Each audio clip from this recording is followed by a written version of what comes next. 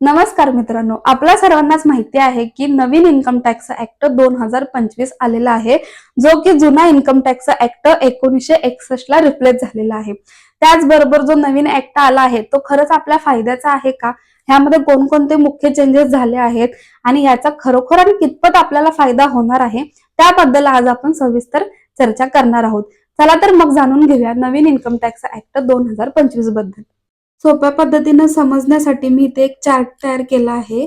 जुना कायदा 1961, नवीन कायदा 2025. जुन्या कायद्यामध्ये 819 कलमे होते, खूप जटिल नियम असायचे. नवीन कायद्यात 536 कलमे, 23 भाग आणि अगदी सोप्या भाषेत समजावून सांगितलं आहे. जुन्या कायद्यात प्रिव्हियस इयर, असेसमेंट इयर असे अवघड शब्द होते. आता नवीन कायद्यात टॅक्स इयर असे सोपे शब्द आणि स्पष्ट शब्द आहेत. कर दर, जुने टॅक्स स्लॅब, काही आउटडेटेड रूल्स जुन्या कायद्यात आहेत.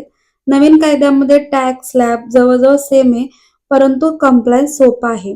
जुना कायदा किचकट, समजण्यास अवघड, लिटिगेशन, कोर्ट केसेस जास्त होत्या. नवीन कायद्यात नियम स्पष्ट असल्यामुळे लिटिगेशन आणि कोर्ट केस कमी आहेत. त्याचबरोबर जुना कायदा हा कंप्लायन्स मॅन्युअल प्रोसेस असायची, पेपरवर्क जास्त असायचं. नवीन कायदा हा फेसलेस असेसमेंट असल्यामुळे, डिजिटल फायलिंग असल्यामुळं मॉडर्न ट्रान्झॅक्शन मध्ये कन्वर्ट झाला आहे, पेपरलेस झाला आहे, पेपरचा वापर कमी झाला आहे. हा कायदा 1 एप्रिल 2026 पासून सर्वत्र लागू होणार आहे.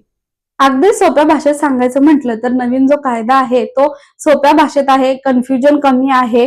त्याचबरोबर डिजिटल फायलिंग असल्यामुळं फेसलेस असेसमेंट आहेत, पेपर वर्क कमी आहे, डिडक्शन, एक्झम्पशन कन्सोलिडेटेड असल्यामुळे आपल्या हातात पैसे जास्त उरणार आहेत, रिफंड्स लवकरात लवकर होणार आहेत, लिटिगेशन, कोर्ट केसेस सुद्धा कमी होण्याची शक्यता जास्त आहेत. ज्यांचे उत्पन्न 12 लाखांपर्यंत आहे त्यांना कर सवलत आणि पगारदार, फ्रीलान्सर, स्मॉल बिझनेस ज्यांचे आहेत त्यांना जास्तीत जास्त फायदा होण्याचा शक्यता आहे. इन्फॉर्मेशन आवडली असेल तर व्हिडिओला लाईक करा आणि अशाच अपडेटसाठी चॅनलला सबस्क्राईब करायला विसरू नका. Thank you so much.